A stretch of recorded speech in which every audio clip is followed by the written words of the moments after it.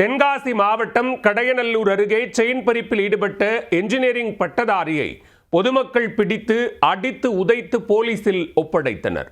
கஞ்சா வாங்க பணம் இல்லாததால் பெண்ணை தாக்கி செயின் பறிப்பில் ஈடுபட்ட சம்பவத்தில் நடந்தது என்ன?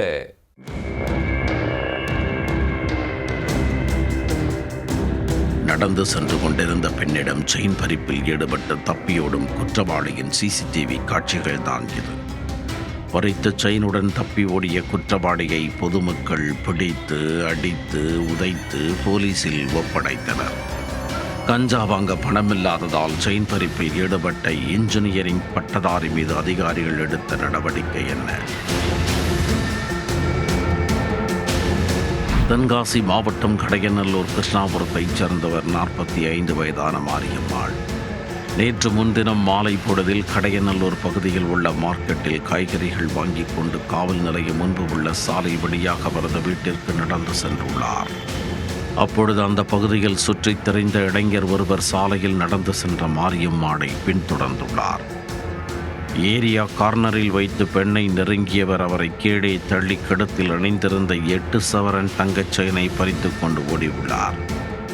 அதில் மாரியம்மாள், ஐயோ திருடன் காப்பாத்துங்க, என் செயினை பிடிக்கிட்டு ஓடுறான் என கத்தி கூச்சலிட சத்தம் கேட்டு ஓடி வந்த அப்பகுதி மக்கள் செயினை பறித்து கொண்டு ஓடிய இளைஞரை துரத்தி கொண்டே பின்னால் ஓடினர்.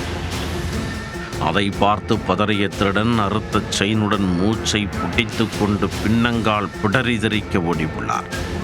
ஒரு கட்டத்தில் பொதுமக்களிடம் வசமாக சிக்கியவரை அடித்து உதைத்து உருக்குலைத்து கடையநல்லூர் காவல் நிலையத்தில் ஒப்படைத்தனர்.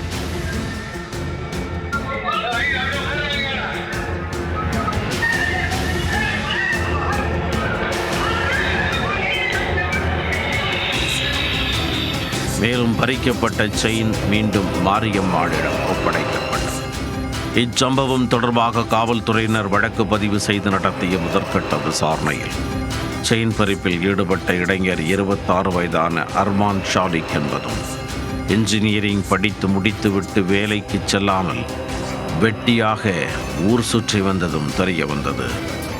மேலும் கஞ்சா உள்ளிட்ட போதை பழக்கத்திற்கு அடிமையான ஷாலிக் கஞ்சா வாங்குவதற்கு பணம் இல்லாததால் செயின் பறிப்பில் ஈடுபட்டதாகவும் கூறப்படுகிறது. இதனைத் தொடர்ந்து ஷாலிக்கை நீதிமன்றத்தில் ஆஜர்படுத்திய போலீசார் பலத்த பாதுகாப்புடன் சிறையில் அடைத்தனர்.